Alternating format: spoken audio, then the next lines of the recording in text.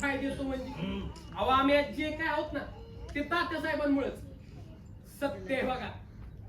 आणि हो अंगातली कापड घातलीत ना ती बी त्यांनीच दिलीत. अरे बाबा काय रे जम्या नुसता वरवरचा विकास केलाय वाटतं तुझ्या तात्यानी. मगाशी हेच म्हणत होतो मी जाम्या, आपण कोणही कळलं पाहिजे लोकांना, तात्यांचं नाव घेताना विचार केला पाहिजे लोकांनी. आणि हो परत या घरात तात्यांबद्दल एक शब्द सुद्धा ऐकून घेतला जाणार नाही. जम्या घर माझं आहे, मी काही बी बोलन नसन का पत्ता व्हायचं घराबाहेर. जाम्या घर आजीचं आहे, हुंड्यात मिळालेलं, माझी बी लग्नाची बायको होती ती. पण जाताना तर घर माझ्या नावावर करून घेतलं ना आजी. आणि तसं बी गावात वृद्धाश्रमासाठी निधी मंजूर झालाय. अय तोंड सांभाळून बोल. जम्या मी वृद्ध आश्रमात गेल्यावर 2 वेळाचं गिळायचं पण बंद होईल आपलं, कळलं का? जाम्या गिळायचं बघीन माझी मी, तुम्ही तात्यांचं नाव घेताना 2 वेळा विचार करा. ऐ जम्या मला सांग कोण आहे ते तात्या, काही किंमत आहे का त्याला? ए जाम्या तुला शेवटचं सांगतोय माझं टाकून फिरवू ऐ नको. जम्या काय करशील रे? ए जाम्या तुला बघायचं ए, आहे? जाम्या. तुमच्या दोघांच्या तुम्हाला नका घेऊ. आईला म्हणलं घरची कटकट नको म्हणून इथं आलं तर तुमचं बी तसलं. तुमच्या दोघांपेक्षा घरची भांडणं परवडली, ती तरी जरा माणसांकट भांडते. ए शंकर्या येतो मी. हा. जाई ना मग घेतो मी. आता माझी नाईट पॅन्ट कुठे गेली? बघा इथेही जर सांभाळता येई नाही आणि निघाले राजकारण करायला. आपल्याला काय कळतं राजकारणातलं? मतदानाला बटन दाबाय सोबत यावं लागतंय. तुझ्या बापाचा बाप आहे मी, मला नको शिकू. लई दुनिया बघितली मी. कधी तालुक्याच्या बाहेर गेलाय का? दुनिया बघितली म्हणे. दुनिया बघायला काय तालुक्याच्या बाहेर जायची गरज असते वय? अरे माणसं वळखता आली तरी दुनिया कशी चालते ते आपाप कळतंय. हे बघा आप्पा, तुझं असले बोलण्या पाहिजे माझं अर्ध डोकं उठत. आणि तुला एवढीच माणसं ओळखता आली असती ना तर कधी मला एका शब्दाने टोकलं नसतं तू. लई टोकतोय मी. आतमध्ये जेवण ठेवले ते गिळ. मला लई कळतं राजकारणातलं. तुम्ही काय कळतं रे तुला राजकारणातलं? हा काय कळतं? हे बघा आप्पा, हा मला फक्त एकच गोष्ट कळते, बर. मोठा नेता व्हायचं, हम्म. चांगली कपडे घालायचे, हा मोठमोठ्या गाडीतली फिरायचं, चांगल्या बंगल्यातली राहायचं, 4 कार्यकर्ते सोबत फिरवायचे आणि चैनीत आयुष्य काढायचं.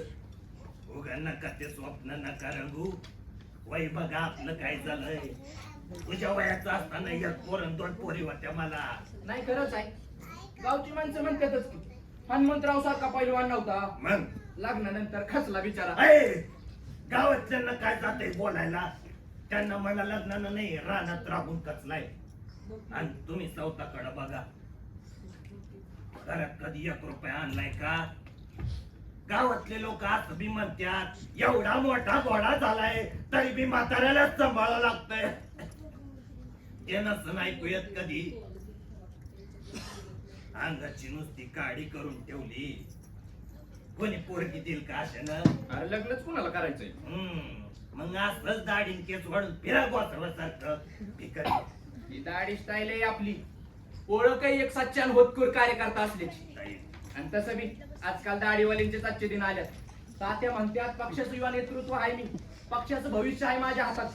त्यामुळे तात्यांचं आणि पक्षाचे विचार गावगावात पोचवायच्यात मला. विचार? हा मला सांग काय आहेत तात्याचे विचार? अं, हा अं, बोल की. हा आहेत ते तुला नाही कळायचे. हा मला नाही कळायचे. अरे गावगंड होता तुझा तात्या, हातभट्टीचा कारखाना चालायचा. आधी देशी शिकायचा, आताही देशी शिकतो. आणि त्याचं कसला आलं टीचर. या सगळ्या अफवा विरोधकांनी पसरवलेल्या. हम्म. तात्यांना पाडण्यासाठी किती प्रयत्न केले त्यांनी, फार बदनामी केली, पैसा वाटला, तरी बी त्यांच्या नाकावटीतून तात्या आमदार झाले. पण त्या तात्याच्या निवडून येण्यानं तुझ्या आयुष्यात काय फरक पडला? तपले ते सुखानं राहत्यात आणि तुमचा बी वापर करून घेतात.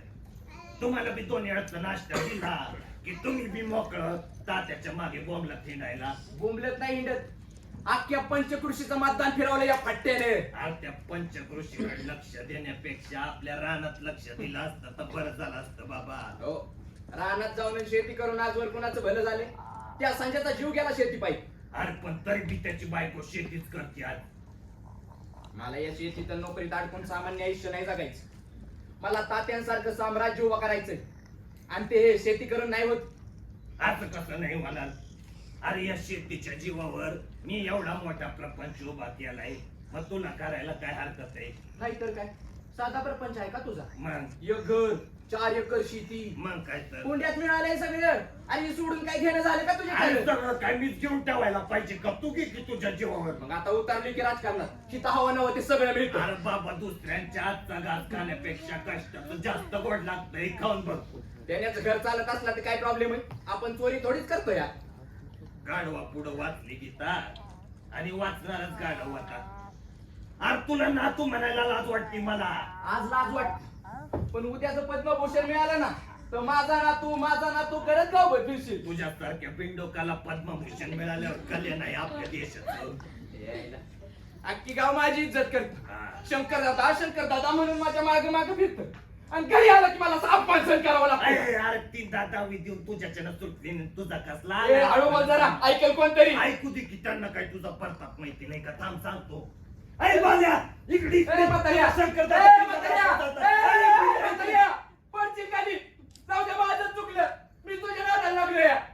या म्हाताऱ्याचं किरकिर आहे माझ्या आयुष्या मागे. नुसती कटकट आहे या. जगण्याची गोष्ट नाही बाबा, आहे. माझं चुकलंय. मीच तुझ्या नादाला लागलोय. अरे चला समजाव याला.